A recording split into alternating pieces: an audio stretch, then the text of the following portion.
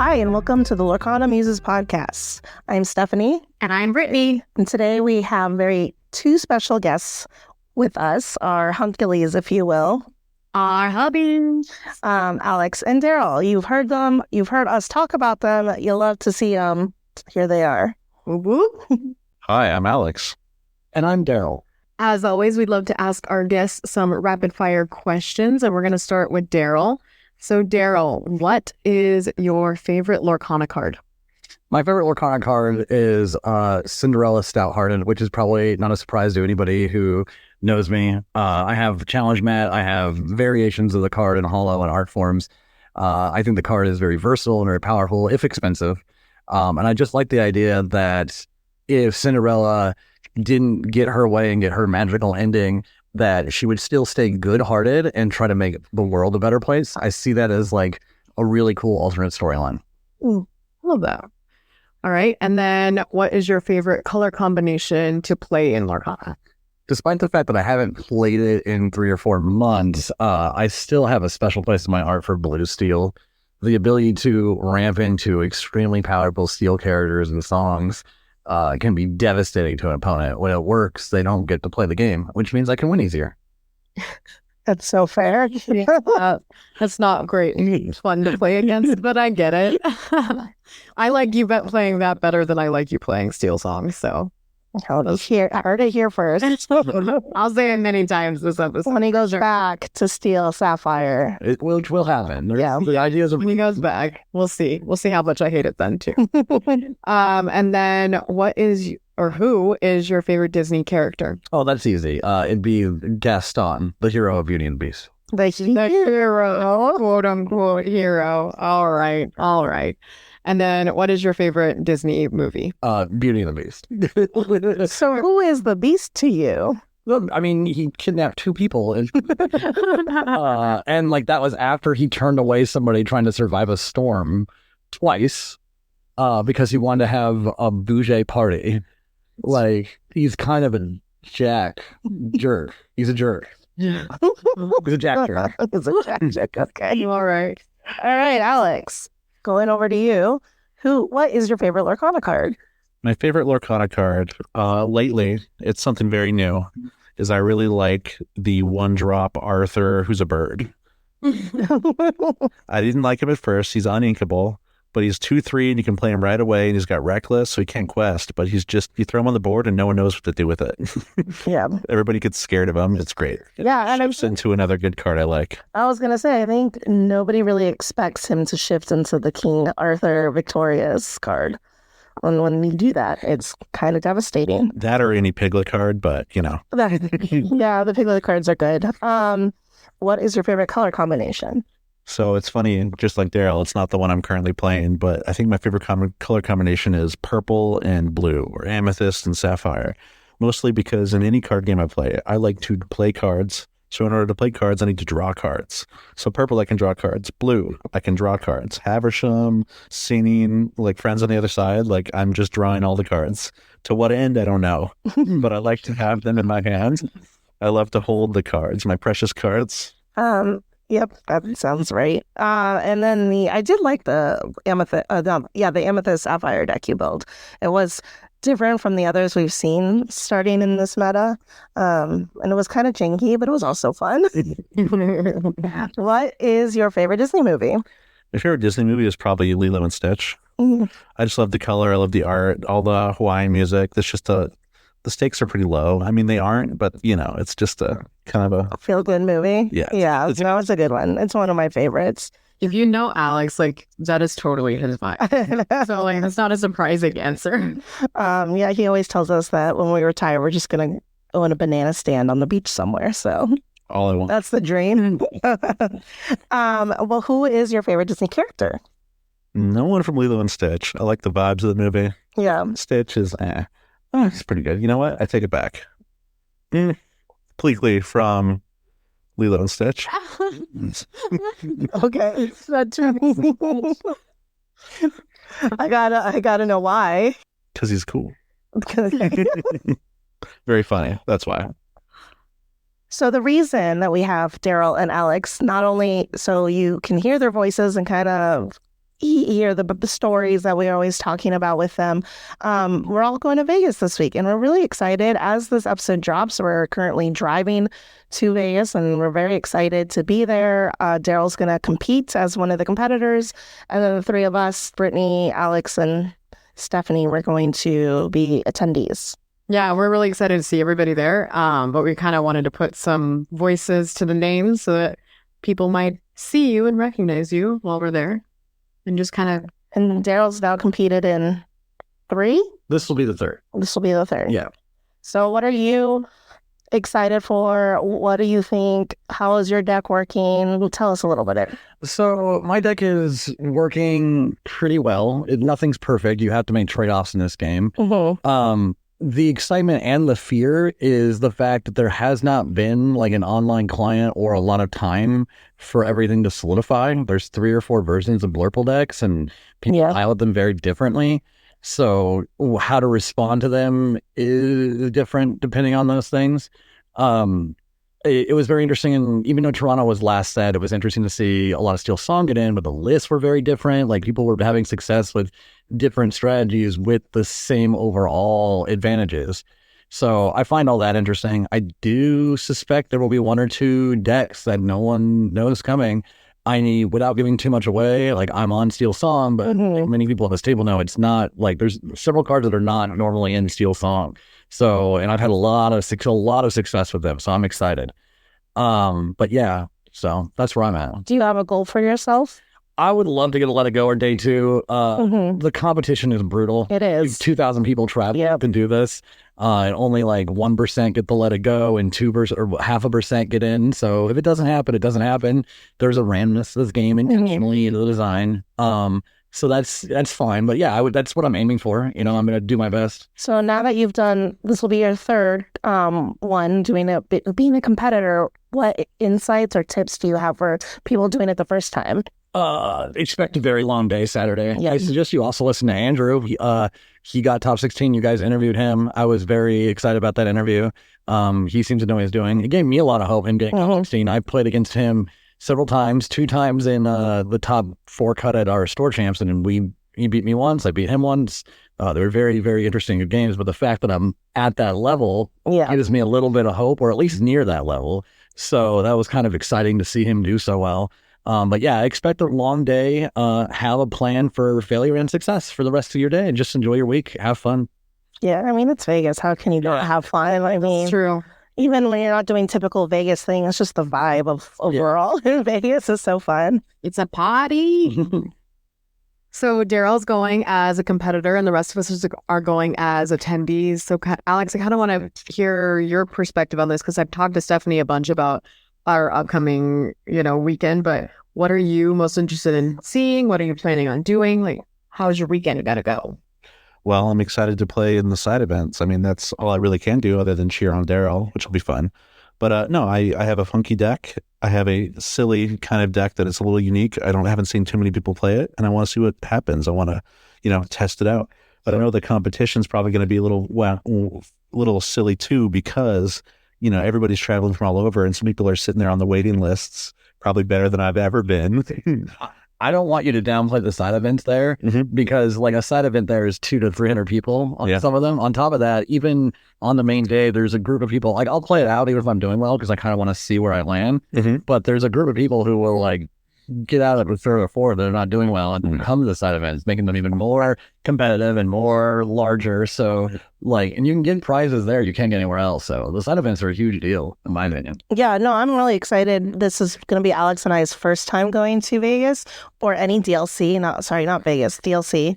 And we're just really, I think, anticipating to see a lot of different decks than we normally see, just because we're used to just league nights. So we see the same things over and over and over and over again.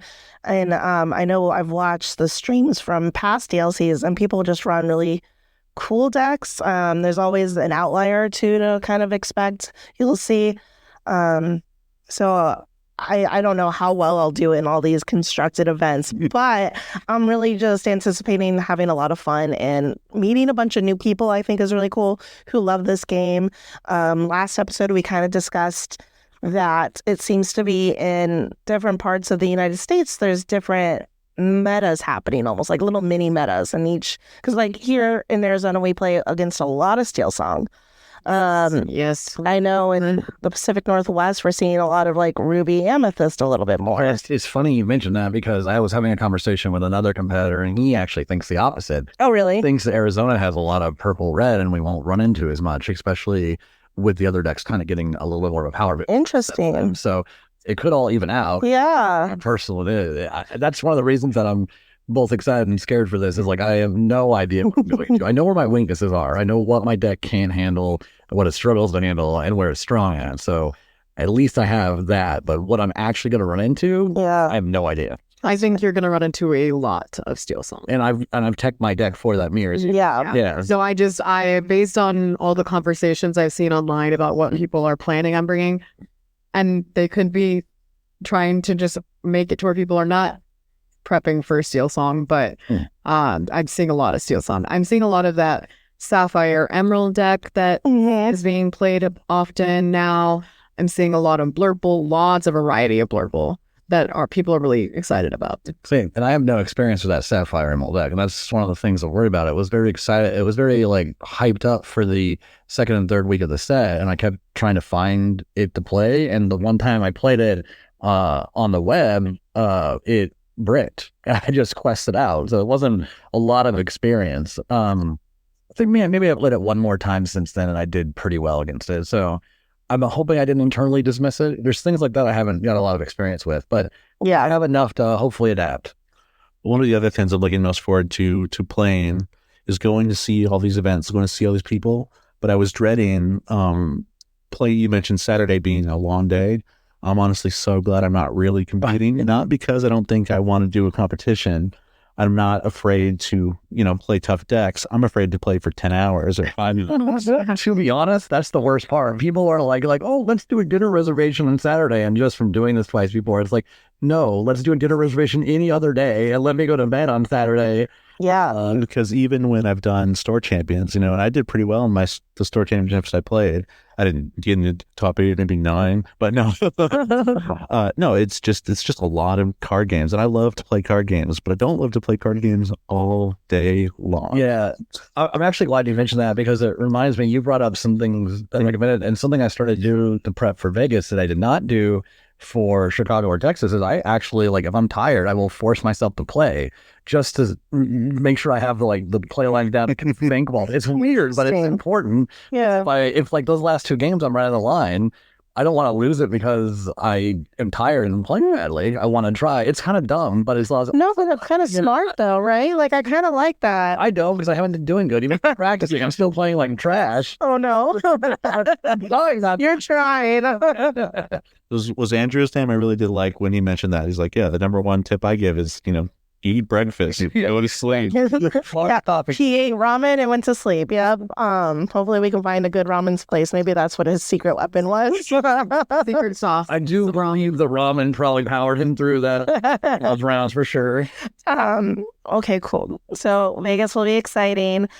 Something we kind of want to dive into too. Brittany and I are newer to the TCG games. I know she played a little bit of Magic the Gathering beforehand, and I've played Pokemon and Yu-Gi-Oh a little bit. I mean, very, very casually with my sister or with Alex. But you guys, you and Daryl, have kind of been playing TCGs your entire lives, it seems like, or at least high school for Alex on. So you want to kind of dive into that, and what's your past experience? What do you like about Lorcana? Why is that one kind of stuck a little bit more than the others? Well, let me start with the reason I like Lorcana. And it's funny because I'm going to say the same thing but different about the next thing. Is the reason I like Lorcana is it's simple, but I don't mean that in a bad way. It's just you don't have to know an encyclopedia of rules to remember. Yeah. Try to explain someone the stack on Magic and all the different rules about that. And it's just there's nothing like that. There's a couple complications, but that's fun because you can within those simple rules you can really get a lot done. And I really like the resource management, meaning the fact that you can ink to get, your essentially like lands and magic, because there's nothing worse than making a 60 card Magic deck and having to fill 20 of them with lands. It's just This is all going above my head, but sure, I will take your word for it. And yeah, that's why I like, not to derail the podcast too much. The other thing I like to play too is One Piece. And that has a similar, there's no lands in that one as well. You have your own separate deck. That's the Dawn cards are essentially your ink or your lands, and you get 2 every turn. Yeah. It simplifies that. I love that. I agree with a lot of that. I don't know if I'd use the word simple. It's definitely a simple to understand, like learn, and a hard to master type game, which is always, in my opinion, a sign of really good design. Absolutely. One of my favorite things about Lorcana, and honestly, I'm not the best at it. I'm pretty good, but I can get better. As somebody who was watching me and coaching me earlier told me, thank you, Chris. The sequencing. So like in Magic, you have all these phases, and it's like, you can do this during this phase or whatever. In Lorcana, it's ready your board, draw your card, resolve your effects, and then go. And then you can choose the order of events, and you can burn yourself by doing the order following, or you can do some really incredible plays by doing the order of events correctly. And I really like that. And like you can choose to gamble, get more information, or just play with what you have. It's very strong. I think Lorcana has a lot of advantages as well, and I've said this to you guys off mic, but it's learned from all the mistakes of like Magic, Yu-Gi-Oh, Pokemon. Those are both very popular. They're all popular card games, and Lorcana the designers are smart. You can tell they've looked at them and they've taken what's worked and tweaked it to fit Lorcana, and when it doesn't work, like the land system, it's gone.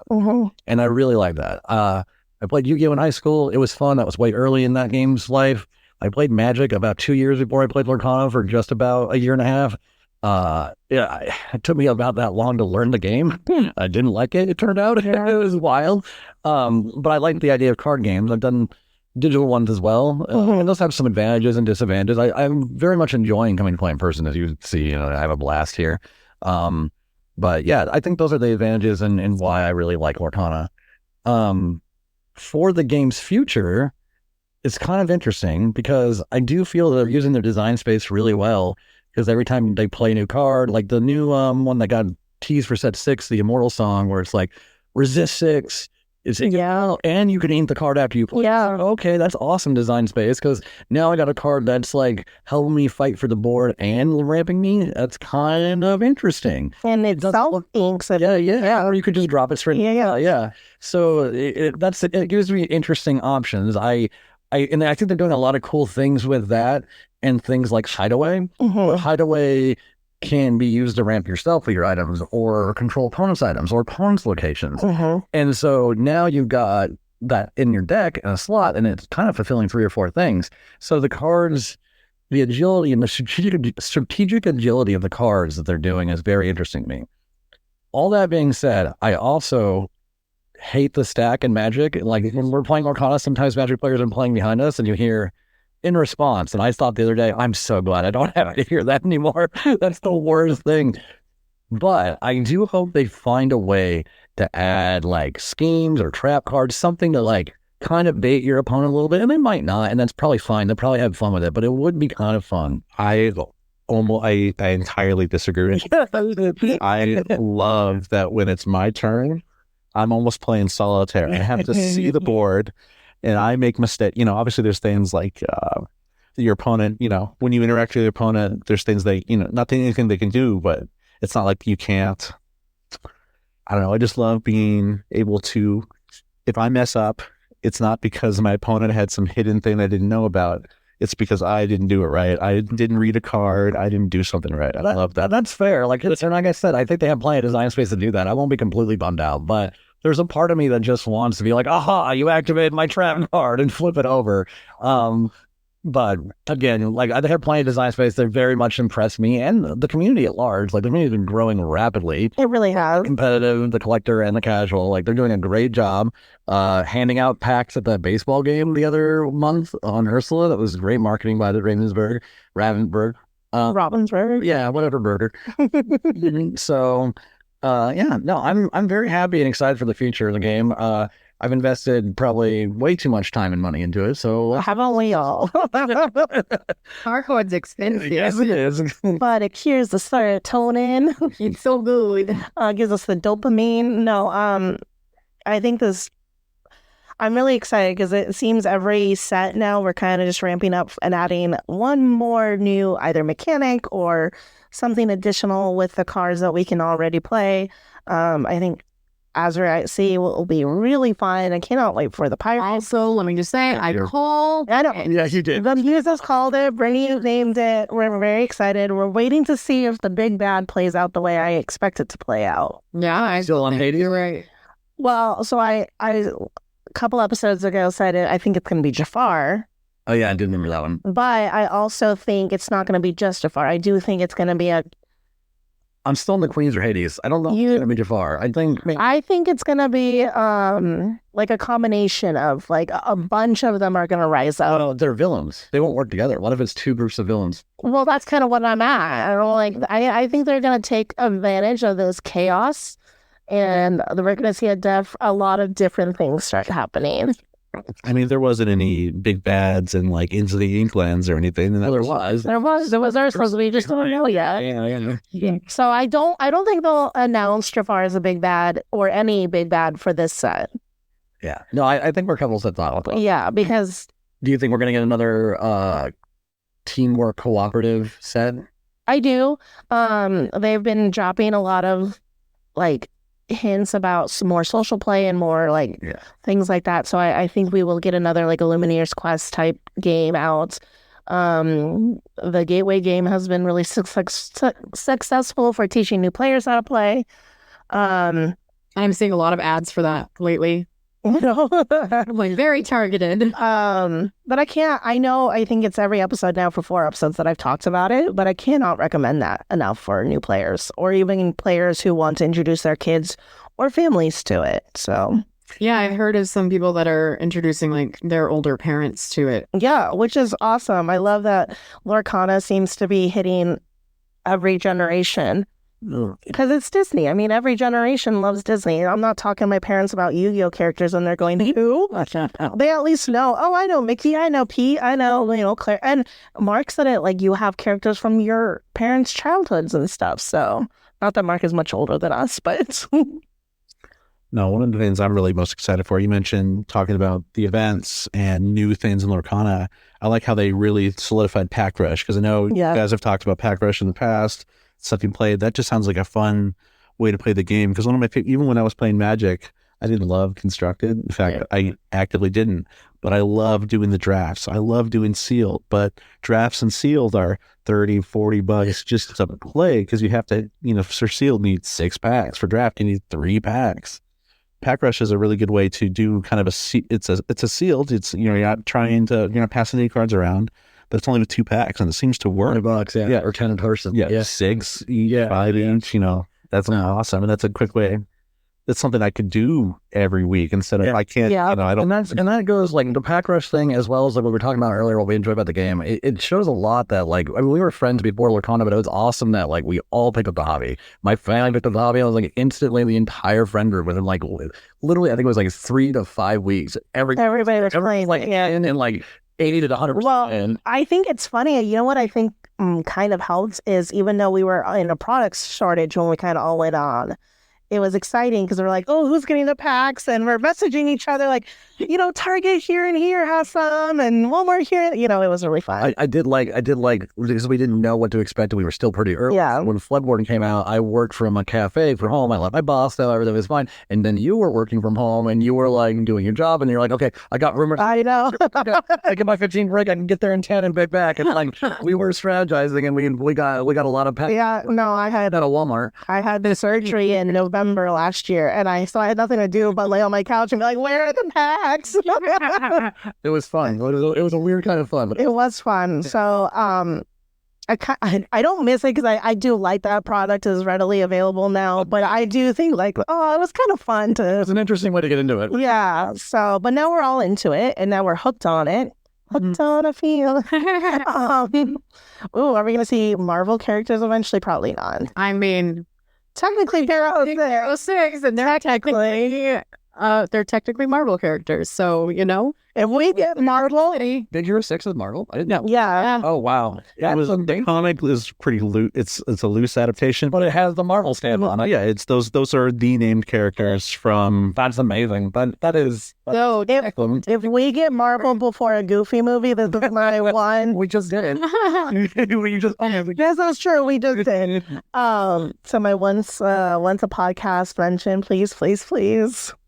Goofy movie. If you want to laugh, you need to look up the original Baymax because he is like a monster almost. Oh, not a cute cuddly marshmallow. Nope, Disney put a great stamp on it. I love Big Hero 6. It's one of my favorite Disney movies. It's I forget what it is until I remember it. it is so good. And I always forget, because I've seen it recently, but I was like, wow, I did love this movie. Well, and it now brought a canon event where Fall Out Boy is a Lorcana card. I know. I love it. It's very simple. That song is amazing. And like Daryl said, the card is just Like, we'll get like a Fall Out Boy concert location. Warped Tour 2008. I just want Heard anybody can name Yeah. Fall Out Boy? Yeah. to bring a card for them to sign at their concert. Could she sign this, please? You know what? You might. That's Oh, I know they would love that too because they're a bunch of nerds. So It's so good. So another thing I want to talk about is what I'm kind of excited to see in future sets. And, I wouldn't be Stephanie's wife if I didn't say Husband? Goofy movie. Oh, yeah. You know what I mean. Stephanie's something. No, I would love to see a Goofy movie in there, Powerline and stuff. I think that would fit pretty well. I was just talking to my daughter trying to figure out a cartoon she should watch. And she saw like Kim Possible and wanted to watch that. And it's funny because I'm thinking, well, oh no, they've been doing Disney cartoons because we have DuckTales, we have, Tailspin, Rescue Rangers now. I'm sorry. Everyone might. Rescue Rangers is in. That was a big one for me. that was it. And then I was joking that, oh yeah, well, they got built in, Draken's literally a blue inventor. I mean, And he's blue. Yeah, he's and Gosh. his sidekick is green, I would love a Shigo card so much. See, I think Shiga would be better in Steel or Ruby just because she's a hitter. I do not think she would be an Emerald. No. I just think she would be amazing. I want Kim Possible, but Kim Possible would be fun. As far as like the newer Disney shows, I think Star versus the Forces of Evil would be so much fun. Oh, that would fit right in. I mean, come on. Well, it's funny because they've announced the Pixar thing, but that's so far away from now. They obviously they got stuff in between. I love how they wanted to. And they're adding the Black Cauldron, which is another kind of, I think, deep Burt cut. Oh yeah, no one knows who the Black Cauldron. I barely know what the Black Cauldron is. It's literally one of the only movies I've never seen from Disney. Me neither. I've never seen it. We might have to do a watch party. I'm down for one party, but ironically enough, I only know Black Cauldron from the other game they made, which is Villainous. Like that's Black Cauldron. I was like, oh, so it's kind of cool that it's coming to both their games. Yeah. Right. Yeah. As far as I go with future IPs, I'm probably not like Chip and Dale's was a big one for me, so I'm very happy. I love the artwork and the stuff, but I'm probably not going to get a lot of what I want. Star Wars, they've already got their own game. They got their own. Yeah. Yeah. Not going to share. Yeah, I think Marvel is not likely and significantly more likely than that. Star Wars, I agree, but like that would just make my day. Notre Dame would be probably the movie that is out there and in between, like Pocahontas. Yeah. Already announced that I think would be interesting. I would like some of the characters in there. I think it'd be very. The gargoyles would be so fun. I didn't even think about the gargoyles, but that would be awesome. Yeah, Now Rolo as one of the all-time. and like there's like IPs that I actually think would fit really well with like the card game. Mhm. Like they're like Has-Been Hotel, would they actually fit really good into this? It would. So I'm like, it's Yeah, friendly or Disney friendly. like the 9 steps that have to happen for that to happen are Yeah. like never gonna happen. Well, Disney But- is not to have. Yeah, and then there's like that or close jump. Yeah, it's a big jump. But yeah, so I'm already kind of happy with IPs, and I just want more Floodborne stuff, like Stout Hearted, like that alternate, like I'm really excited because I know that with the Snow White that came out with set 5, she is fair-hearted, and then we had Anna in Ursula's Return, which was true-hearted. So I really think they're going to continue adding more of the princesses as knights and something hearted. it's weird that my favorite character is a princess as a knight, and I didn't pick up on that. I know I love Anna and the hero questing blue. I do also, I like that. Maybe they'll also go the villain route because we have a Gaston. I mean, even though he's mislabeled as a villain, yeah, intelligent version, and so maybe we'll have more villain. Yeah. Yeah, I would also actually like to see. I'm sure they'll do this eventually. Crossovers with morality too. A Floodborn Ariel that's evil. Good Ursula. That's what I talked about a few episodes ago. I was like, I want to see them start flipping these glimmers. And Brittany, I know you mentioned they probably might not do it with some of the heroes, but I think if they could and they flip some of those Ariels to be villains and some of the Ursulas to be goodies. Well, they have that plausible deniability. They're glimmers. They're not real. Exactly. And that's what There, yeah. when you see Jafar and already Basil of this set is getting hypnotized and he's doing bad things, I'm like, oh, we're setting something up that could be really, really fun and really interesting. Well, by the definition they gave us for Floodborn, it's not supposed to be that way. Exactly. It is an accident or an offshoot. It's what happened. It's not intentional. It's part of what we're trying to fix as Lumineers, I suppose. Yep. So no, I cannot wait for more Knighted Princesses. They're always such beautiful artwork, and then I am excited for the possibilities of flipped morality. So It was funny you mentioned the princesses reminding me of, I don't know why I didn't talk about this in the IP section. When am I going to get the Kingdom Hearts cards?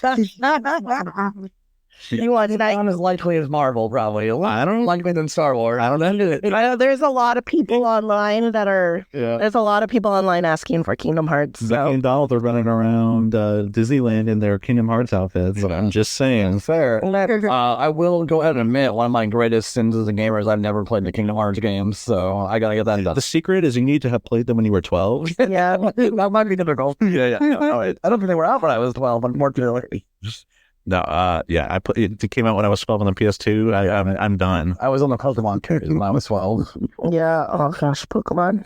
But the other thing I really want to see, and I know it's not necessarily related to the cards or fits super well in the lore, I just wish there was some spectacularly different variety in like card art. Like I want to see like almost like a cartoon Mickey, like not like the old timey Steam Willie, but like Yeah, kind of like just like how Mickey One Piece from the altar. I didn't want to bring up One Piece. That's what I love the most. That's one of the things I love the most about it. Yeah. Is some of the cards look completely different. Like there's some guy who looks like 2D flat art, and he's like smiling, almost like a chibi version of a card, and that's just fun. Yeah, I'm just curious, like, because Oswald, you can see for the set 6 cards, like, you can see him, like, pulling back the curtain, right? Because he's a fourth wall-based character. And so I'd be curious to know if there's going to be more characters that do similar things like that. Then I wouldn't mind if they would, reuse. I don't mind if I have 100 Mickeys if every one looks totally different. Yeah. I wouldn't mind. And you did mention One Piece again, and the only other thing I like about that a little bit more too is they have lots of different. Only the Enchanteds are the alternate art cards. But, half the cards in the sets have just one slightly different one, and that's kind of fun. Yeah. We don't need that. That's a little too much, but I'd like a little bit more. Something in between an Enchanted. Yeah. Like us. I do actually hope, like, one of the things I think, like, I'm not a big fan of Magic after playing it and being involved in that world, but one of the things I did like from a product perspective was the collector's packs.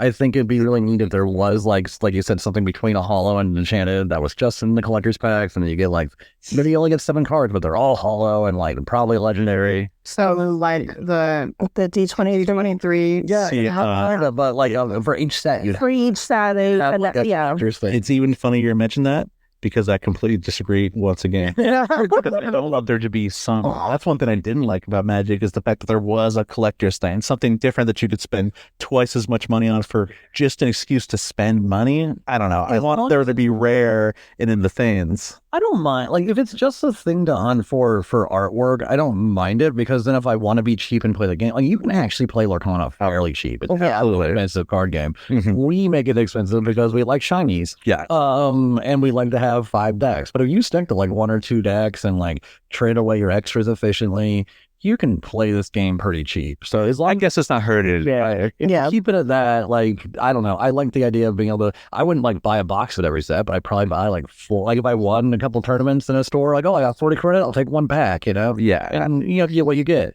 So that's kind of where I'm at with it. We'll see what they do. I can't imagine they'll keep it just to enchantments and foils. I do imagine there will be something. Well, I also, because they changed how the legendary cards are in this latest set. So I liked how that was kind of a different I love take on I like the emboss. It's so pretty. So I think that that's kind of them stepping toward that, where it's like, well, it's a legend, like it's not an enchanted, but it's a legendary, and it still has a extra level of care taken to this one card. And they're breaking the frame too. They started breaking the frame. I love that. Yeah.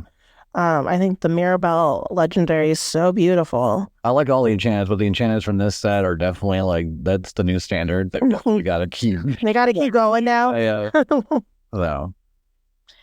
So we had a lot of reveals from since our last episode. So I'm really excited for more inventors. So like we talked about Big Hero 6, but most of those characters are inventors. Yeah. And I love seeing synergy between cards and like new card types having more, because there was only a handful of inventors before this, but now there's going to be even more with all the Big Hero 6 characters.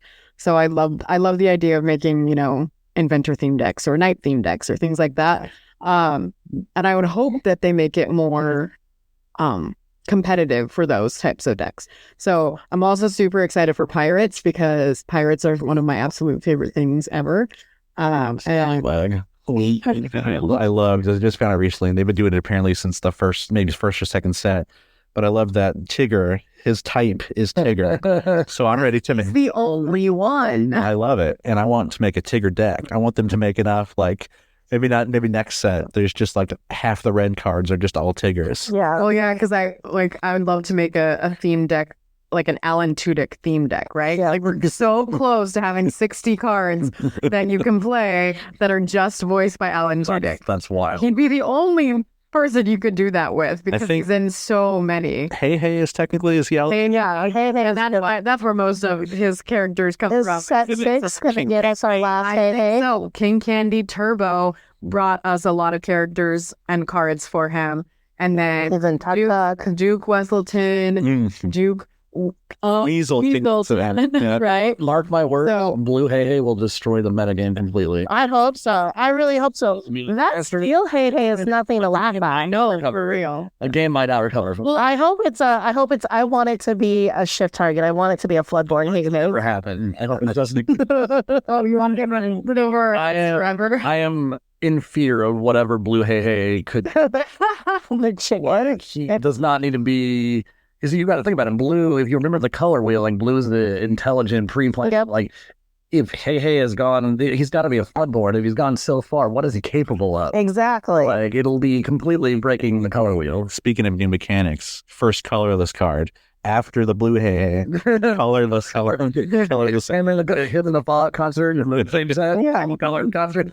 Well, I would love even just like cards that start having 2 colors attached to them. I think that's a bar off, but I think Yeah. I think those would be fine. So the interesting design decision I think they have there is if you have a blue and red card that's blue and red, is it blue or red or blue and red. Yeah. I was just thinking. Yeah. They had to make that decision because honestly I think they do and. Yeah. I wonder if they should have set up for and. Well, and would be interesting, but what if it was or and there was different effects depending on whether he was blue or red, and you'd have them both if he was blue and red. That's Oh, I like that idea. that doesn't brush against the thing that you're trying to protect, which is the simplicity of it. But I do like the idea. It's just color. Yeah. So Kind of like, but they already added like the kicker element, where some cards pay an extra ink to, do more. So it's not afraid of. that is complicating the game on its own because you got things like Mufasa or whatever that can play. Because like it used to not matter like what your ink status was on your opponent's turn, but now it does. Yeah. Because I killed Mufasa, and then the legendary Anna comes in. Oh, I have enough to pay, so you had to discard a card on your turn. It's like, whoa, what just happened? Yeah. So Yeah. I think they're doing it slowly enough where I think the simplicity of the gum. amazing job of it. They are. No, I think they're not. They're adding more mechanics. They're making it more complex, but keeping it still feeling simple because of how they're rolling it out. And you can see that in a positive way if you pay attention. Actually, yeah. Like if you remember going to the tournaments in the second and third set, you Mhm. get the decks. Now you're coming into tournaments and there's a much wider variety of Yeah. decks. They're doing interesting things that are like, this would not have been possible without these like 3 new cards from last year. Absolutely. And I love it. It's great. It's one of the reasons I show up every week. I'm like, what craziness are we going to run into today? So There's always that one person at League that's like, I built a new deck. well, it's Chris. And we're like, wait, did Chris build an insane deck that's annoying everybody, or did you sputter and burn? He doesn't even know until he gets there either. No, Which Chris? Because we Chris. so I'm just no. I'm just saying, it's really funny because we have a lot of people who play with locally all the time, but there are so many Chris's that play this game in our local area. it's like Alan Tudyk, make a Chris deck. It's kind of funny you mentioned that because I played in a tournament right before I came here. Took first, by the way. Oh, nice. Congrats. Thank you. And there was a new player named Chris there Oh, no. with his wife. So there's 2 new players. That's awesome. That's nice. Good players. He's growing. Yeah. Well, something That's the vibes. Is something I really want. I can't talk enough about Lorcana and the vibes of this card game because I've loved card games, but one of the reasons I don't like to play very much when I was playing Magic and other card games, people are nice. They try to be nice. Stores try to foster a nice environment, but they're just guys that you don't want to sit across from. Sometimes, yeah. In Lorcana, there really isn't that because or if there is, I can feel so just like I just brush it off because at the end of the day, I'm playing with pictures of Mickey Mouse. Like this is not that serious, guys. Check yourself. It's pretty easy to do that. No, I think in a city that we have a community of like 250, 300 players, there's like 2 that I'm great. I match up against them. And it's like not even the biggest deal. And everybody else, it's always like a party town. The vibes are great. It's fun. When you're losing, like, what was it? Which is important to me because I'm bad. Not bad. So bad. Don't even be spouting that. No, like, I mean, you guys were at the release here at North Valley Games for Shimmering Skies, and me and Josh were sitting next to each other and we couldn't focus because we kept giving each other crap and making fun of our choices for our deck. Absolutely. I mean, yeah, I was at the draft table where we were just yelling and laughing and like just having a great time. And it's literally like a party every time. It is. So, no, it's one of my favorite days of the week. I'm like, woohoo, I get to go Friday, go play. So something we like to usually end our segments on in our podcast episodes with guests, and we're going to start implementing them in most of our episodes, is opening packs and then talking about the good cards out of the pack, what decks we see those in, how they would be good in maybe a draft or sealed event. And this week we have packs from Rise of the Floodborn. So we kind of wanted to go back a little bit and be able to talk about some of those old cards that I think a lot of people are starting to forget about because there are so many brand new mechanics and brand new cards to play. Yeah. So I'll start us off with that. I have 2 cards that I pulled. One card I see all the time because it's a staple in a lot of decks. And then one card I think is going to see more play coming out with set 6. So Let the Storm Rage On. Of course. 3-drop common card, but it is in pretty much every Steel deck. Yeah. Especially Steel Song decks.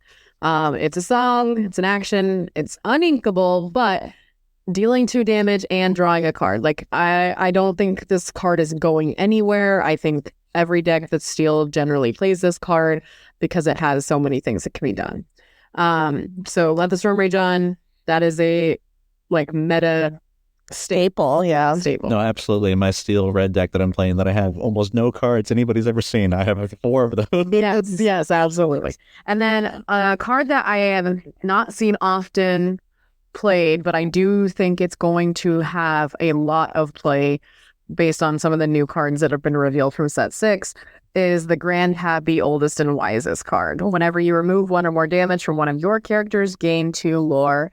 I think that this is going to see some synergy with the Baymax card and have more decks where healing and moving damage will give lore and will give lore more consistently. I think that there's going to be some decks that are built around that. Yeah, I've actually played against a healing deck that one of our local players built.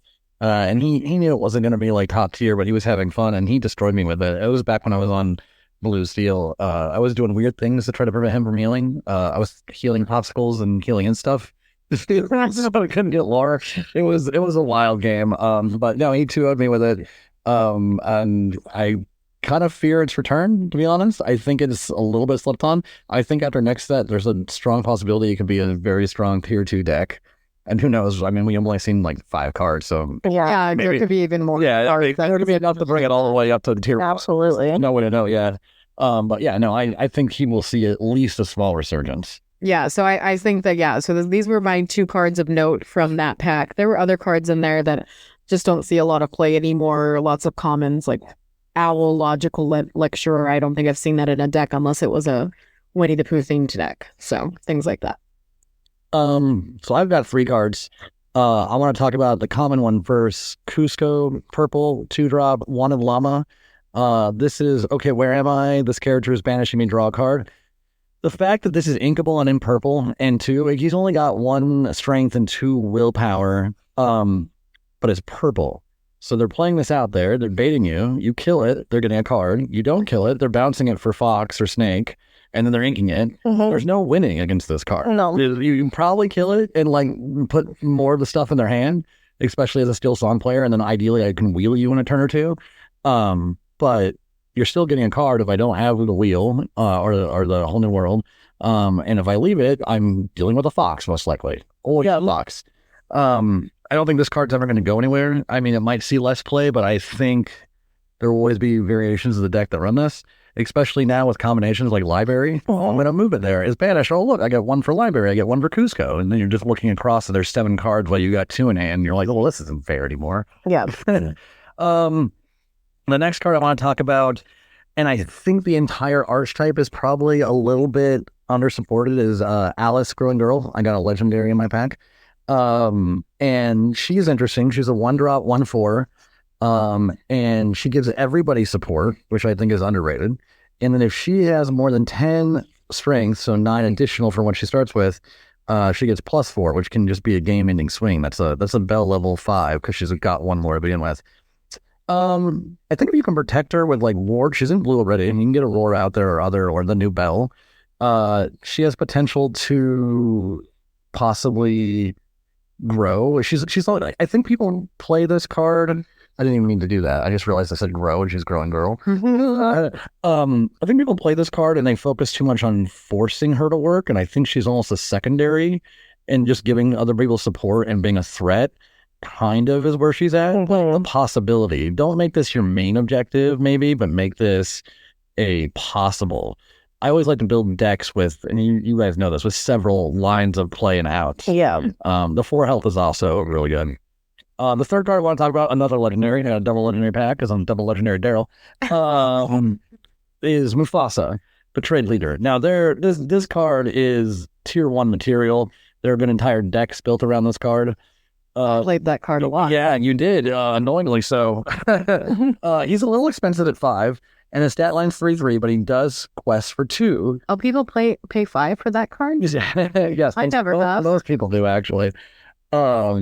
You can actually get him out with Just in Time, as my wife is hinting at. It's not the best use of Just in Time, I think, but it's not a bad use by any stretch of imagination. I think this card is very interesting because neither player knows where the power is. Yeah. Like, is this a 1-drop Merfolk coming out, or is this a 7-drop Cindy? Yeah. I don't know. You don't know. But the threat is there, and it has to eventually. You can't let it quest for 2 or ram 3 in and get a free. So you almost kind of have to answer it just to see what the act. It's like that physics puzzle with the cat. It's like Mufasa, it's Mufasa's Schrodinger's cat. It's Mufasa. Like, yeah, exactly. And so you have to figure that out and solve for it before you can really proceed with an intelligent plan. You could try to ignore it, but I feel like that just gives the opponent then the chance to deal with it. I have Mufasa into a Jim Hawkins with a location in hand. Yeah, like that kind of nonsense is just. But I've seen a player right next to me have 2 of these out and crash them both into like targets and get 1-drops, and it's like the value wasn't there. It wasn't bad. I mean, 5 ink for 2 cards. You think about it, not bad. But I think this card is going through a little bit of a downswing right now. People are trying out new stuff with the new set. I do think he will return. I stand by the fact that characters are the most powerful thing in this game. Yeah. So, and I love my songs, you know that, but that's all I got. Good. All right. So I got a few cards, and these illustrate one of my favorite things, which is combos that I want to work. Mm-hmm. I like to draw cards, and I like to do combos. Those don't always help me out, but I love to do them anyway. That's why I like to play. So I have a common card here. Is Robin Hood. Robin Hood, capable fighter, and you can, he's 2 cost on Inkable, 1/3. That's nothing special there, but you can exert him to deal 1 damage, and doing 1 damage can do lots of fun things for you. It can be that last little tink, doing 1 damage, no damage is done back to him. It's not a challenge. It can do fun things like ruin a Lawrence's day, the 4/4 Lawrence that if he has 1 damage, it becomes 0/4. Love that card. I think that's a fun card, just the mechanics, because Lawrence is he's big and strong until you do even a little bit and he shrieks away. I think that's really fun card design there. But it combos really well with another card I drew, which is Raya, Leader of Heart. And she can, she's a 5/3, 6 cost, 2 lore. But whenever she challenges someone that has damage, she takes no damage herself. So combo that with Robin Hood, do 1 damage, swing with her, take no damage back, no matter how strong it is. Yeah. Attack. One of my favorite new cards in my red deck is my Donald Pie Slinger. And, if your opponent has 10 lore, he gets up to 9 attack. Who cares how much attack they have? As long as 5 is enough to take out almost anybody. Well, 6 if he's this Robin Hood combo. 1 damage, 5 damage, nothing comes back. Fantastic. Your brain is a dark place I don't like to be in. I'm giving him a compliment. Like, I've been very impressed. Like, he's been making some decks and he's had a lot of failures. But this new red steel kit you're on is impressing me a lot. I didn't even realize this is red steel. Yeah. So because like those are 2 colors that are usually very aggressive, and they usually players pick something else to support that. But you have kept some experienced Steel Song like players in check. Maybe not for the entire game, but for a long time. And that is obviously a tier 1 deck. So the changes he's made, like today, has destroyed the style. Well, now I want to talk about it because it's a fun little combo too. Now we're talking about combos.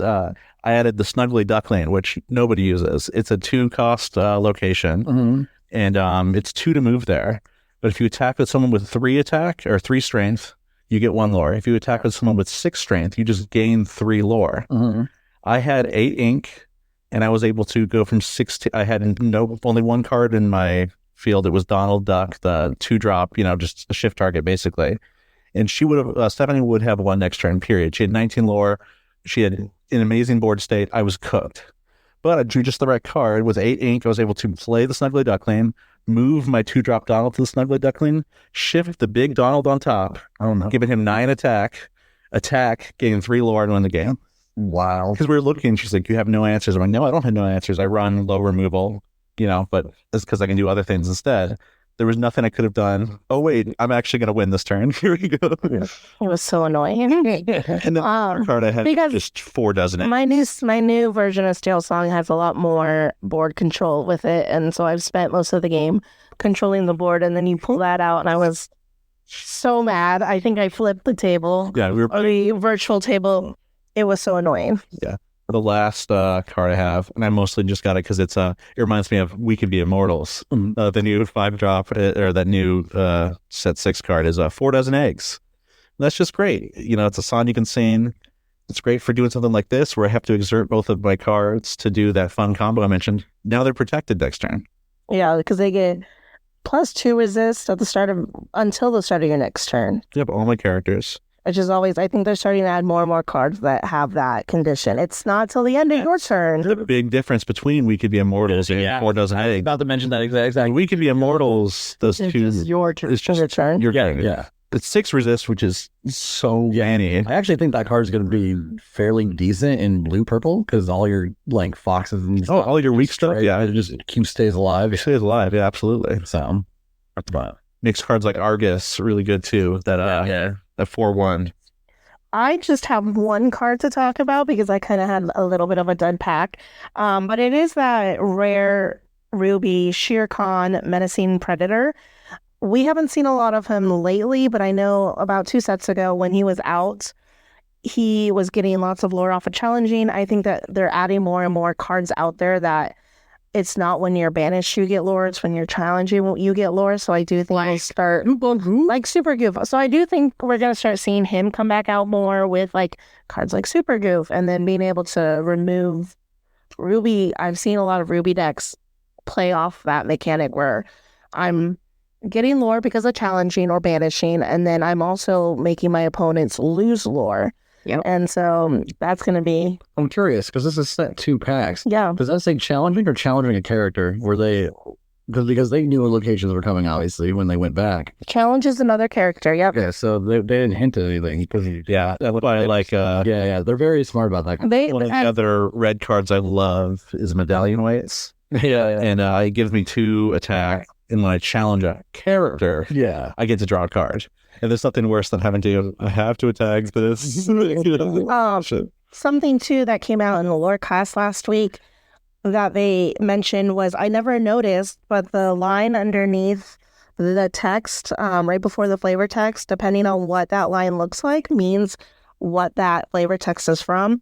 So with Shere Khan, it's an ink pen, and that means that that flavor text was directly made from Ravensburger. It's Lorcana specific. If it's a book, that means it came from the story's actual, like a quote from the actual story or entity or IP that thing is from. If it's a song, it'll have a music note and then a line. So it's really, I think that's really cool. I don't know. I'm curious if you guys have ever noticed that. I never noticed that. And when they said that on the Lorecast, they said it so casually, and then I was like, oh wait. Yeah, I had no idea. I also saw that live and I was blown away. I think that's so cool. Hours with I think it just continues to show how much care and thought and input that Ravensburger is putting into Lorcana, and I cannot wait for future. So again, this episode is dropping on Thursday as everybody is starting to head to Vegas. We cannot wait to see everybody there. You'll see Brittany and I wearing Lorcana Muses shirts.